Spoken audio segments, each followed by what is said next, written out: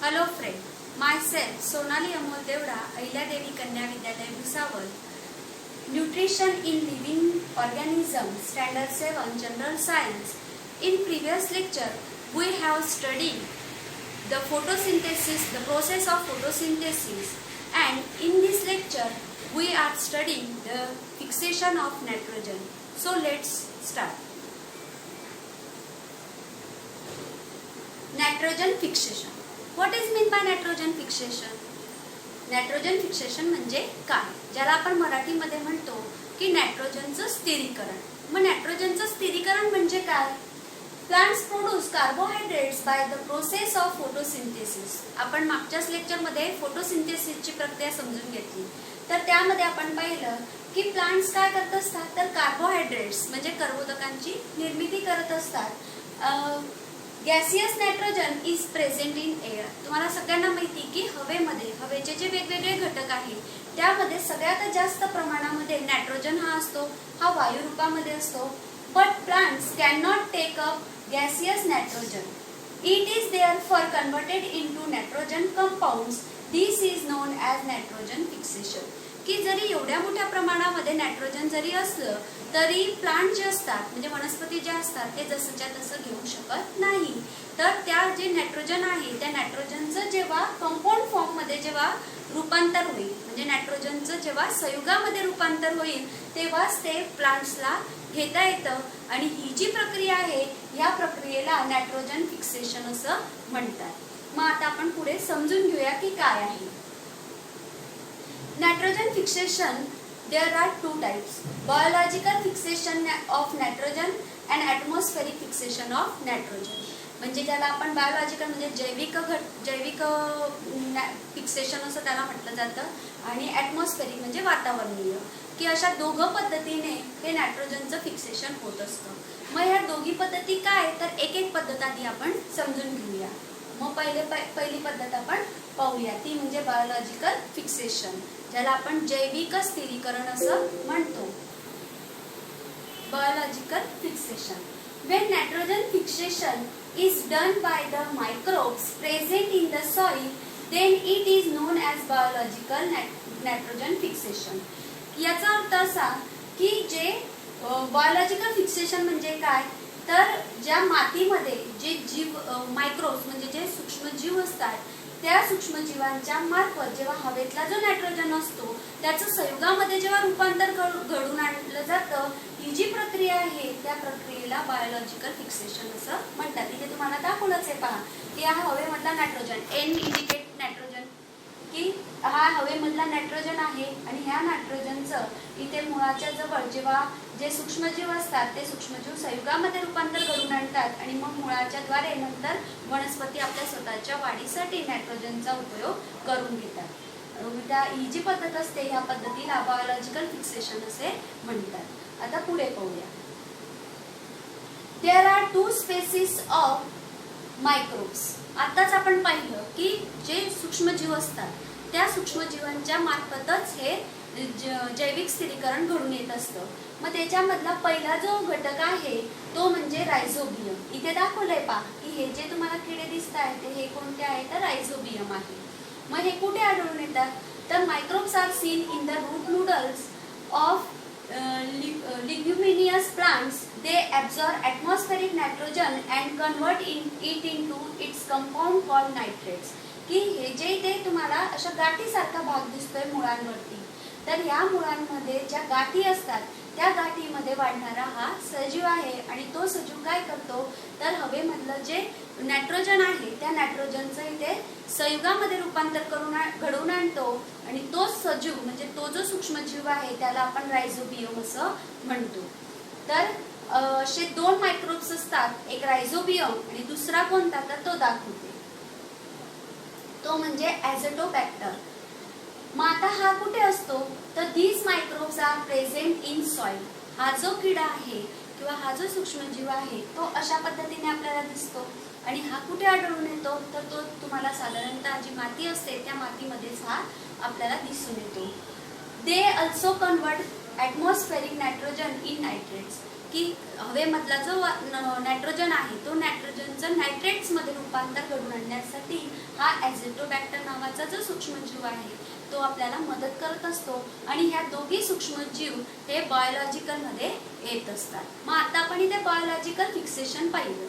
आता biological fixation नंतर दुसरा प्रकार जो आहे तो म्हणजे ॲटमॉस्फेरिक फिक्सेशन, ज्याला आपण वातावरणीय नायट्रोजनचं स्थिरीकरण असं म्हणतो. तर ते कसं घडून येतं तर ते आता इथे आपण समजून घेऊया. आता इथे तुम्हाला दिसतंच आहे की वीज काय होते, कराडते आहे. म्हणून lightning at the time of rainy season cause chemical reaction between atmospheric nitrogen and oxygen. These forms nitrate oxide. Nitrate oxide indicate NO. की जेव्हा पावसाळ्याचे दिवस असतात आणि त्या पावसाळ्यामध्ये जेव्हा विजा चमकतात तर त्या विजा चमकत असताना त्यांचं रिॲक्शन तिथे घडून येते आणि केमिकल रिॲक्शन घडल्यानंतर तिथे जो N म्हणजे नायट्रोजन आहे आणि ऑक्सिजन या दोघांची संयोग होतो आणि त्याच्यापासून NO म्हणजे नायट्रिक ऑक्साईड इथे तयार होतो. नंतर nitric oxide again oxidise to form nitrogen dioxide. परत नायट्रिक ॲसिडचा परत ऑक्सिजनशी संयोग झाला तर त्याच्यापासून नायट्रोजन डायऑक्साईड इथे तयार होतो. इथे दाखवलंय की एक हा नायट्रोजन घेतला आणि त्याच्या नायट्रोजन डायऑक्साईड घेतला आणि त्याच्यामध्ये ऑक्सिजन मिसळल्यानंतर नायट्रोजन डायऑक्साईड इथे तयार होतो. नायट्रोजन डायऑक्साईड म्हणजे NO2 dissolve in rain water. की हा जो NO2 असतो तो कुठे मिसळला जातो, पाण्यामध्ये, आणि टू फॉर्म नायट्रिक ॲसिड. आणि पाण्यामध्ये मिसळल्यानंतर परत त्याचं काय तयार होईल, HNO3 म्हणजे नायट्रिक ॲसिडमध्ये त्याचं रूपांतर होईल आणि HNO3 म्हणजे नायट्रिक ॲसिड जे आहे is added to the soil again with the rain water.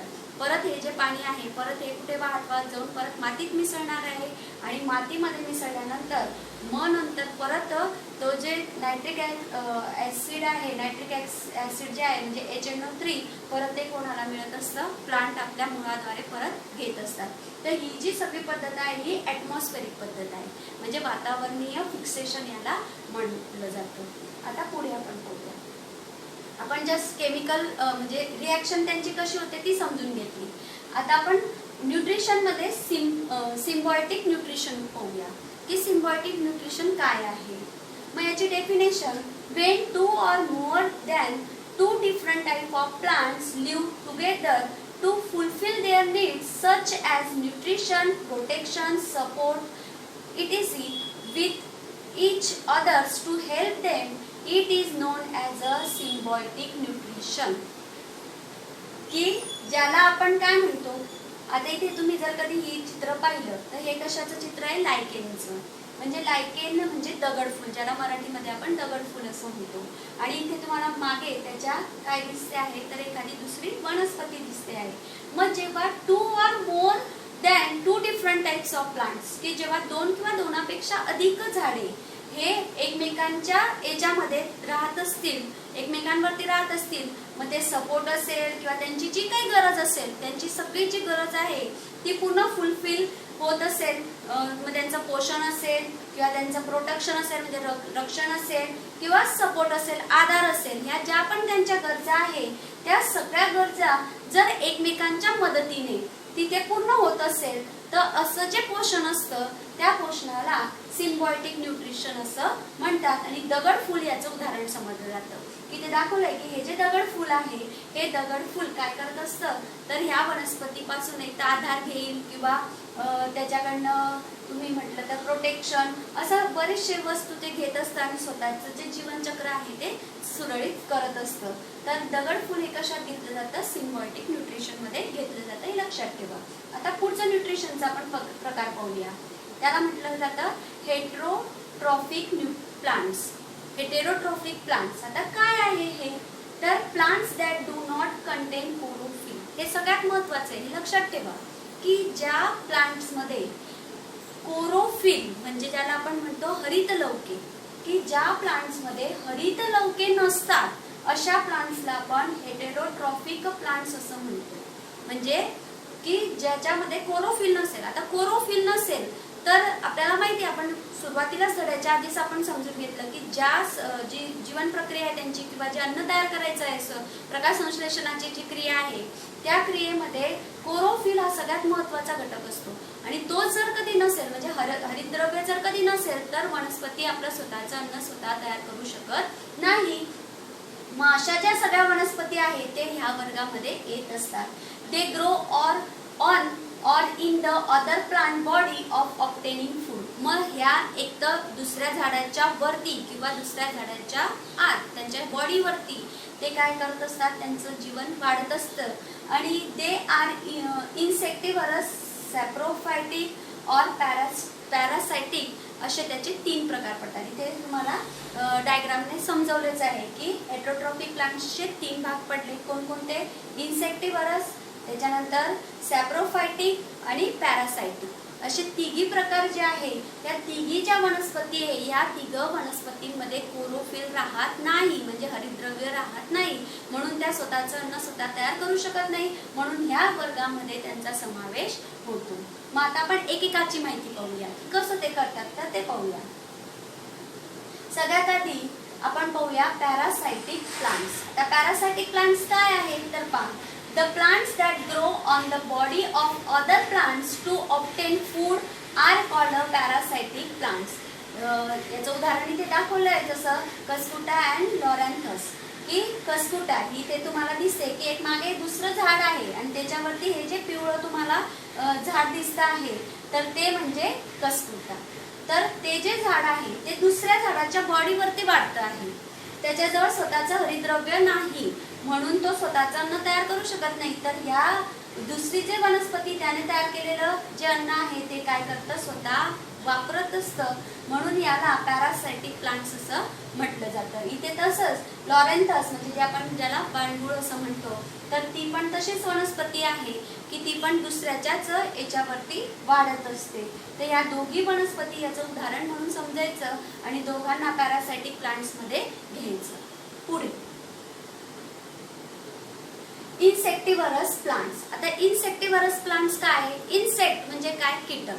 की ज्या वनस्पती कीटकांचं भक्षण करतात अशा ज्या वनस्पती असतात त्यांना इन्सेक्टिव्हरस म्हणजे कीटकभक्षी वनस्पती असं म्हणतात. मग ह्या वनस्पती पण काय करतात की पूर्णच्या पूर्ण कशावर अवलंबून असतील? इन्सेक्ट वरती अवलंबून असतील आणि त्या इन्सेक्ट वरूनच त्यांना काय मिळत असतात? न्यूट्रिएंट्स मिळत असतात. अशा ज्या वनस्पती असतात त्या जनरली ग्रो इन सॉइल और water that it is deficient in nitrogen compounds. की अशा ज्या वनस्पती असतात त्या तुम्हाला पाणथळ जी जागा असेल त्या ठिकाणी वाढताना दिसतात. आता इथे 2 तुम्हाला चित्र दिसतात ते पहा. या दोघी चित्रांमध्ये ह्या ज्या वनस्पती इथे दाखवले पहा की ही जी वनस्पती आहे याच्या आतमध्ये पानांच्या आतमध्ये इथे कीटक बसलेले आहे आणि कीटक बसल्यानंतर ही वनस्पती आपले पान काय करते? मिटून घेते.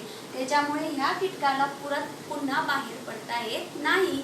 त्याच्यामुळे मग तो कीटक तिथे मरेल आणि त्याच्या जे न्यूट्रिएंट्स असतील तेच ते वनस्पतीला आपल्या स्वतःच्या न्यूट्रिशनसाठी कामात येत असतं, म्हणून याला कीटकभक्षी वनस्पती असं म्हणतात. आणि ह्या वनस्पतीचं अट्रॅक्शन काय असतं तर ह्या ज्या वनस्पती असतात ह्या दिसायला एकदम सुंदर असतात. त्याचं जे फूल असेल किंवा पान असेल हे एकदम आकर्षक असतं. इथे दाखवलंय पहा, जास्त करून रेड, पिंक असे जे कलर आहे जे अट्रॅक्ट करणारे रंग असतात ते त्यांचे असतात.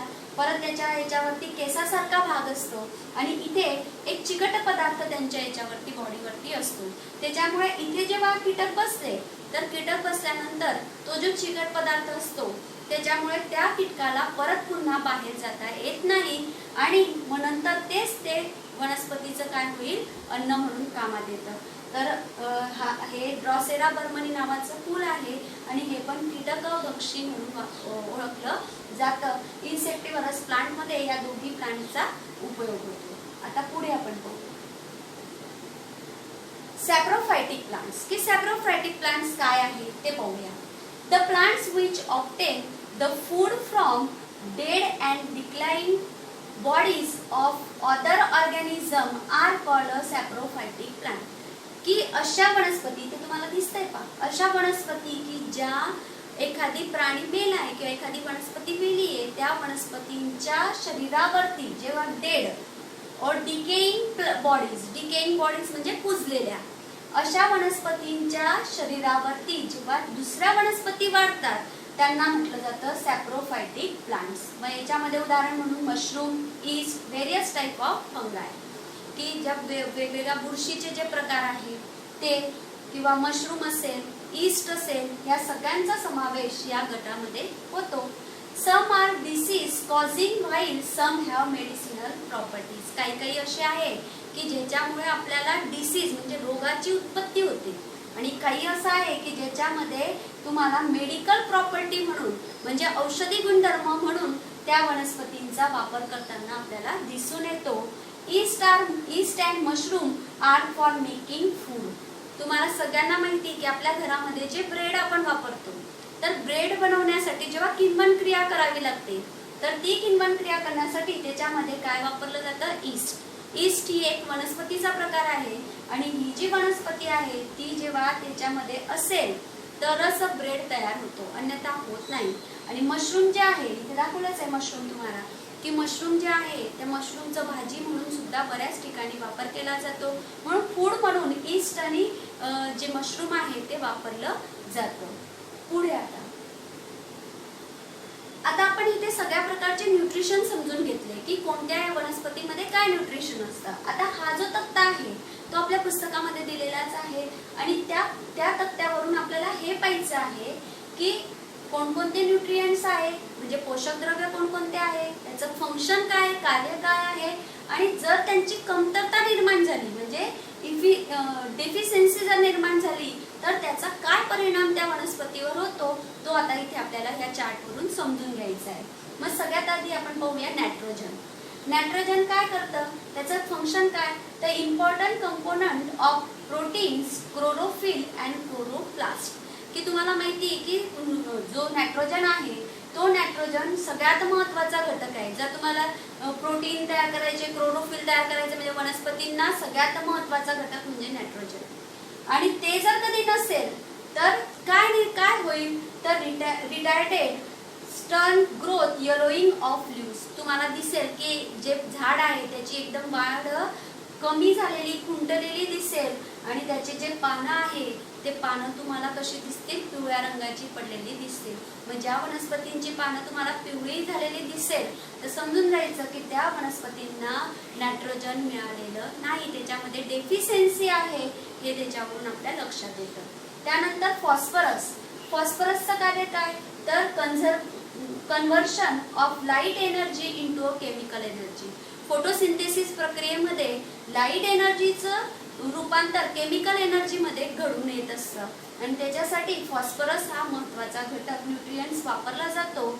Early leaf. आता त्याची जर डेफिशियन्सी निर्माण झाली तर काय होईल, early leaf fall, late flowering, slow growth of roots. त्याच्यामध्ये तुम्हाला जाणवेल की लवकर त्या झाडाची पानं गळली, अकाली पानं गळणे, किंवा त्याला फूल उशिरा येणे, किंवा त्याचे जे रूट्स आहेत त्याची ग्रोथ ही काय होते, स्लो होते, म्हणजे हळूहळू संथ झालेली आपल्याला दिसून येते.